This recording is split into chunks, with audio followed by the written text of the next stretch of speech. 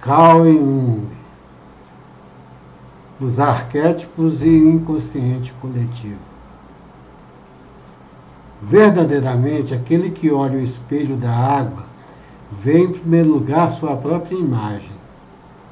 Quem caminha em direção a si mesmo corre o risco de encontrar consigo mesmo. O espelho não lisonjeia, mostrando fielmente o que quer que nele se olhe. Ou seja, aquela face que nunca mostra ao mundo porque a encobrimos com a persona, a máscara do autor. Mas o espelho está por detrás da máscara e mostra a face verdadeira. Esta é a primeira prova de coragem no caminho interior.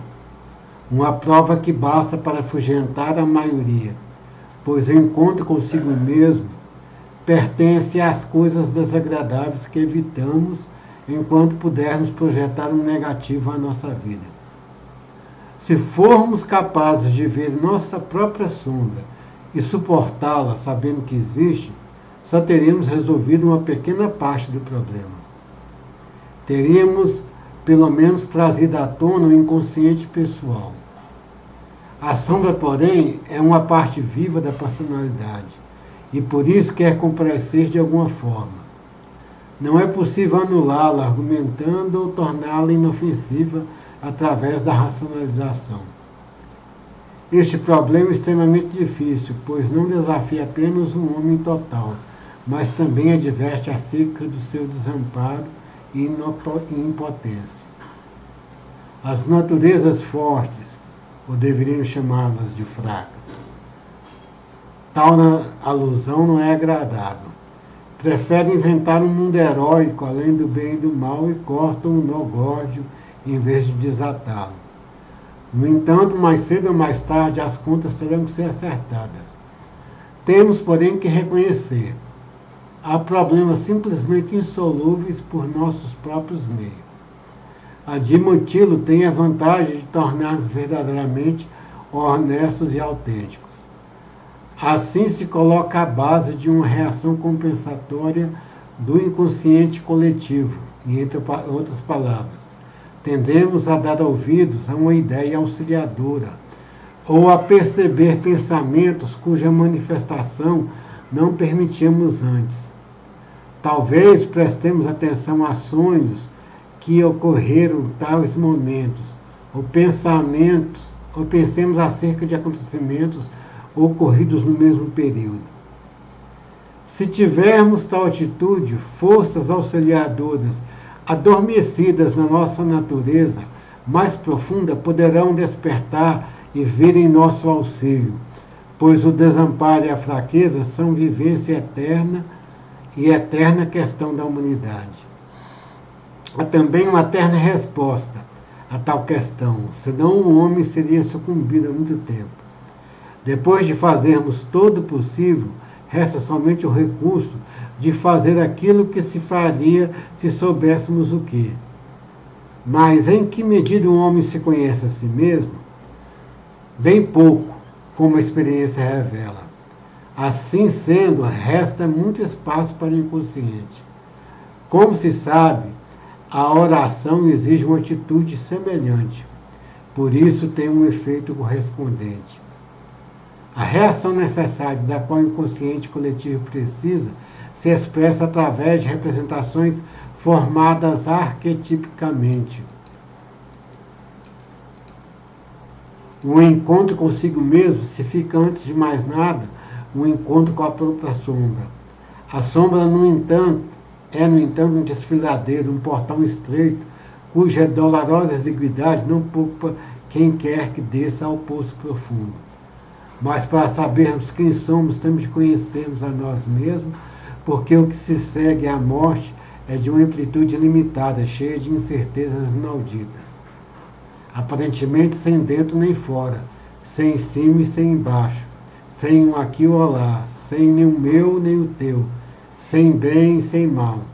É um mundo na água, onde todo vivente flutua em suspenso, onde começa o reino do simpático, da alma de todo ser vivo, onde são inseparavelmente isso ou aquilo, onde vivencio o outro em mim, o outro que não sou me vivencia.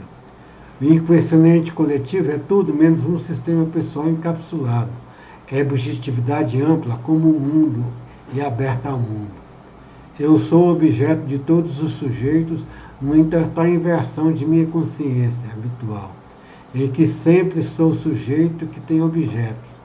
Lá estou na mais direta ligação com o mundo, de forma facilmente esqueço que sou na realidade, perdida em si mesmo.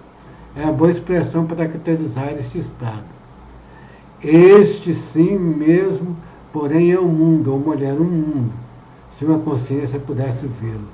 Por isso devemos saber o que somos. Mas o inconsciente nos toca, e já o somos, na medida em que nos tornamos inconscientes de nós mesmos. Este é o perigo originário que o homem primitivo conhece instintivamente, por estar ainda tão próximo deste pleroma que é o objetivo de seu pavor. Sua consciência ainda é insegura e se sustenta sobre pés vacilantes. Ele ainda é infantil, recém-nascido das águas primordiais.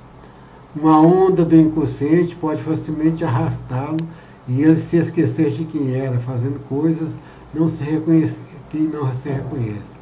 Por isso, os primitivos temem os afetos, emoções descontroladas, pois neles a consciência submerge com facilidade, dando espaço a possessões.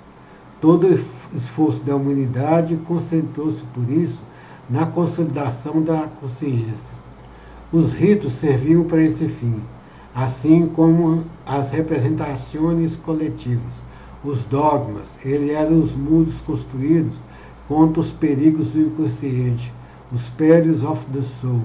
O rito primitivo consiste em exorcizar os espíritos, quebrar feitiços, desviando dois maus agudos, consiste também em propiciação, purificação e coisas análogas, isto é, na produção mágica do conhecimento auxiliador. São esses muros erigidos desde os primórdios que se tomaram mais tarde os fundamentos da igreja.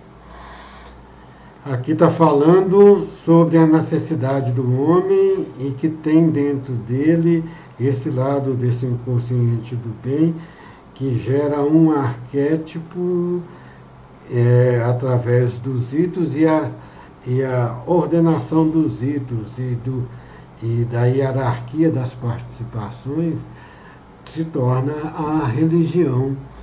E então a religião ou as religiões são uma resposta a esse lado interior que está presente no homem e em todos os homens, está presente na humanidade.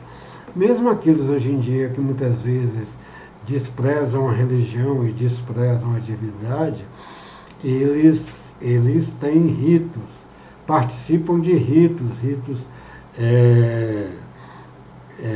normais do dia a dia, nas empresas, todas têm ritos para se fazer o indivíduo pertencente e fazer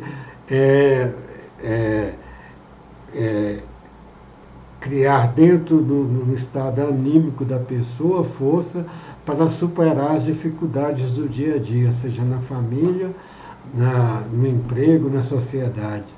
Existe todo esse ritual como uma religião natural que Hegel fala na parte dele. Mas aí as igrejas criam um outro lado desse ritual, como que artístico, para que haja essa participação, vira a religião da arte, como nós vamos ver na passagem sobre Hegel. Boa tarde.